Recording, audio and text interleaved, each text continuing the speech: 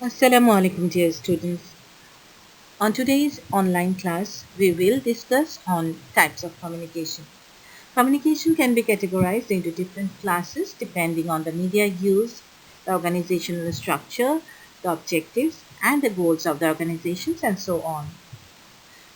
But for the simplicity of discussion, we intend to discuss on a major type of communication, that is on the basis of information flow.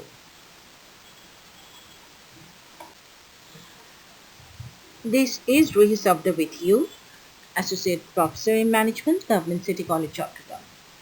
My email address is ruhichittagong@gmail.com.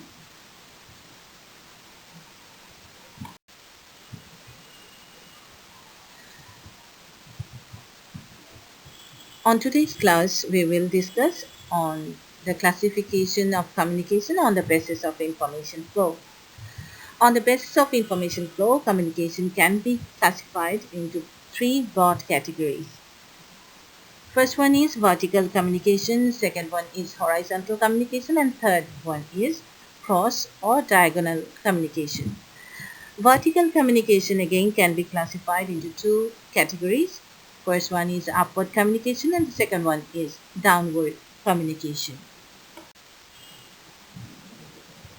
Now, what is vertical communication? Vertical communication is communication that goes both up and down the organization, usually along formal reporting lines. That is, it is the communication that takes place between managers and their superiors and subordinates. Vertical communication may involve only two persons, or it may flow through several different organizational levels. When a boss gives directives to his subordinate, then we may call it vertical communication.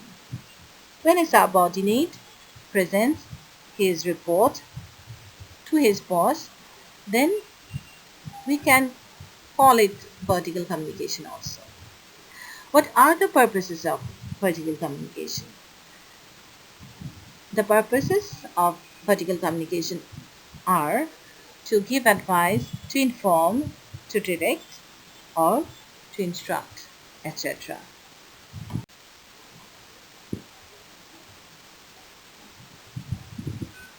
In vertical communication, flow of information can travel from superiors to subordinates. A boss can inform organizational goals and plans, can communicate directives, can convey the message, can motivate, can maintain the chain of command, can assign jobs. These are all examples of downward communication. The flow of information can travel from subordinates to superiors. That is upward communication. Subordinates can share their feelings, can express their grievances, can present their reports, etc., to their boss. That is upward communication. So, what is downward communication? Downward communication is the flow of information and messages from higher level inside an organization to a lower one. Effective downward communication is crucial to an organization's success. Now, what are the major media of downward communication? Major media of downward communication are directives, posters, bulletins, company periodicals, annual report, employee handbooks, letters, memos, meeting. What are directives? Organizational policies and procedures are communicated to employees through directives.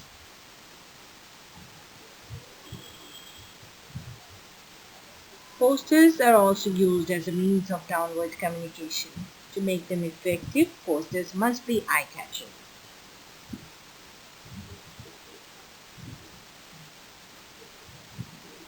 Bulletins are used to communicate urgent messages. Company periodicals are also important in communicating messages to the subordinates or employees. Informations or directions also can be communicated through articles published in the company periodicals.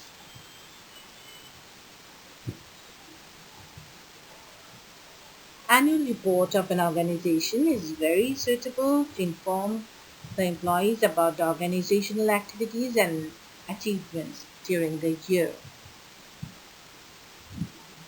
Employee handbooks usually contain the rules and norms of the company, employee responsibilities and benefits, etc.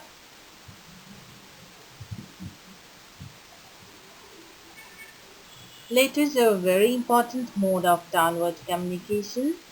For taking immediate actions, authority sends letters to the employees who are directly affected by the direction given or decision taken.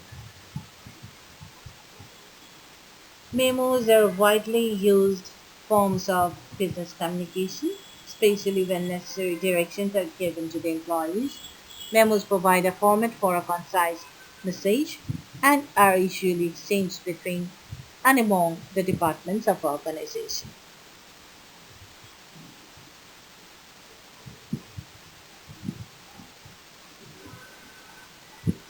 Meeting is another effective and important form of downward communication. When management is to inform or give necessary directions to the subordinates immediately, a meeting is called.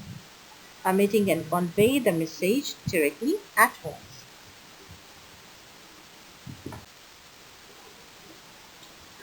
Now we are to discuss advantages and disadvantages of downward communication. What are the advantages of downward communication? It is useful for management. It helps in delegating authority. It helps in explaining policies, procedures, norms. It helps in maintaining discipline, etc. And thus it helps management. It helps to maintain a good organization. First, it helps in maintaining discipline. It helps increasing efficiency of the employees and thus can help in maintaining a good organization. It is very much useful for employees. First, through downward communication, top level executives provide the lower level employees with necessary instructions and suggestions. This instructions and suggestion system helps the subordinate to perform their job properly. That in turn increases the efficiency in the organization. Superiors remain well informed through downward communication. A sense of belonging remains in downward communication as the employees are always communicated, they are well informed also, and uh, in downward communication, information flows very systematically that helps to build and maintain a harmonious relationship at all levels of the organization. Disadvantages of downward communication. Downward communication is time consuming. If the line of communication in the downward communication system is very long, it takes too much time to transmit information to the lowest level of workers.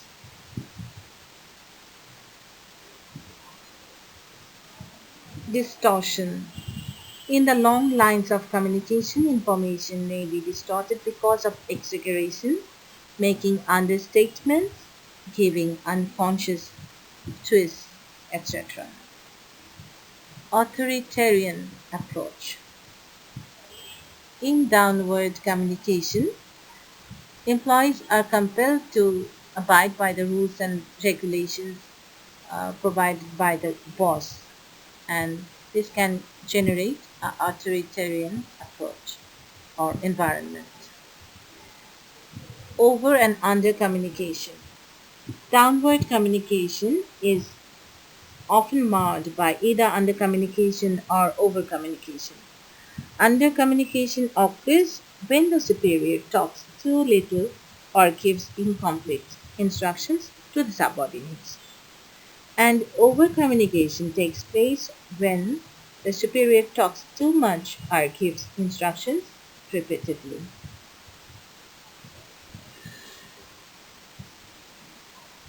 The superior and the subordinates may have different priorities, and this can generate uh, or this can hinder communication environment, a proper communication environment.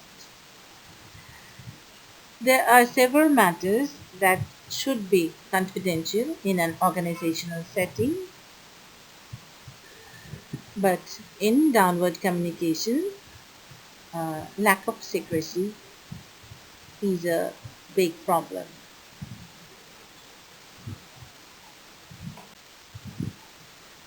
Upward communication is the information flow from the lower level to the upper level, that is, from the subordinates to the to the superiors. When a worker communicates with production supervisor and production supervisor communicates with assistant production manager and assistant production manager communicates with production manager, and thus information flow travels from the lower level to the upper level of the organization, that is upward communication. Upward communication is often used to give information on achievement or progress, to point out problems that are being encountered, to pass on ideas for improvement of activities, to provide feelings on work and non-work activities.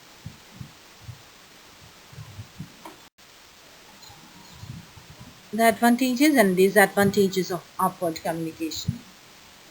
Upward communication offers various advantages. The importance of upward communication is gradually increasing with the introduction of participatory management system in the organizations.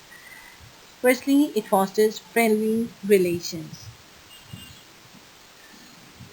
Upward communication acts as a kind of lubricant. It makes congenial atmosphere in the organization and creates greater harmony and cohesion between the management and the employees. It provides valuable feedback. Upward communication provides the management with necessary feedback. The management is able to ascertain whether the directives issued to the lower level employees have been properly understood and followed. It encourages participation. Upward communication acts as a bridge of sharing emotions between the employees and management. It gives the employees an opportunity to vent their problems and grievances and express their needs and views. It is a two-way process. The employees can share their emotions, their views to their boss, and boss can listen to this.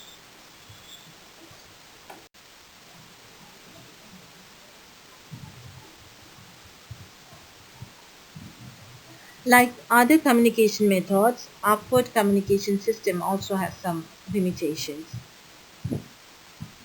The disadvantages of upward communication are: firstly, distortion. Upward communication is more prone to distortion than downward communication. The subordinates can be unwilling to share their views or opinion. Employees often feel that if they communicate their problems to their superiors, it may adversely affect on their own efficiency. There is also risk of bypassing. Sometimes subordinates directly approach the topmost authority with their opinions or suggestions or complaints, ignoring their immediate top boss. The subordinates can be reckless. There is always a scope for flattery. The information travels through downward communication can be insufficient, and there is also scope for errors and omission. Major media of upward communication are threefold: written media, oral media, and other media. Written media. Report is one of the most important and widely used media of upward communication. Subordinates prepare reports periodically or regularly on various routine issues. Memo is the short form of memorandum. Memo is a short piece of writings generally used to exchange information among the persons within the organization. Some organizations install suggestion and complaint boxes at some convenient places in the office or factory. Subordinates can write letters directly to their superiors at their own initiation, or they may be asked by their superiors to write about any directed matter. Sometimes managers encourage upward communication by asking questions to their subordinates. Oral media. Grievance is the employee dissatisfaction over any aspect of the employment. Grievance procedure provides the employees with a formal channel of appeal to their superiors. Meeting between employer and employees is a very useful medium of upward communication.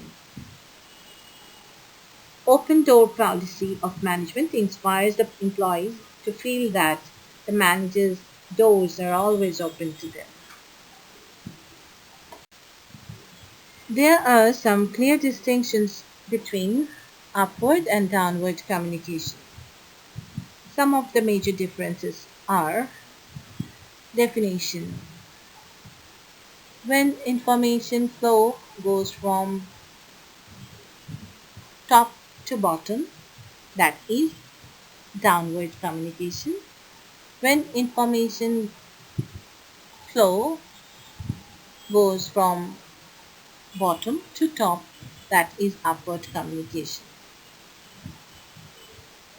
Objectives of downward communications are to provide information and instructions to the subordinates, and to provide feedback to the superior is the basic objective of upward communication. Distortion can take place unconsciously in downward communication, but in case of upward communication, information may be distorted deliberately. In case of downward communication, a formal or natural attitude is enough. But to ensure effective upward communication, more positive attitude is required. It is common form of communication and routine activity.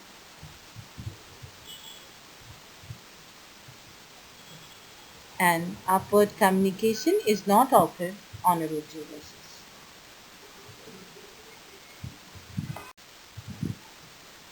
Upward communication is the information flow from the lower level to the upper level, that is, from the subordinates to the superiors.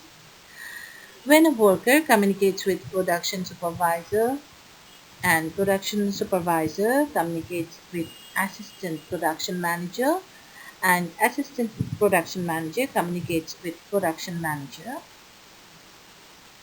and thus information flow travels from the lower level to the upper level of the organization, that is upward communication. Upward communication is often used to give information on achievements or progress, to point out problems that are being encountered, to pass on ideas. Horizontal communication. Horizontal communication involves colleagues and peers at the same level of organization. It is the transmission of information between people, divisions, departments, or units within the same level of organizational hierarchy.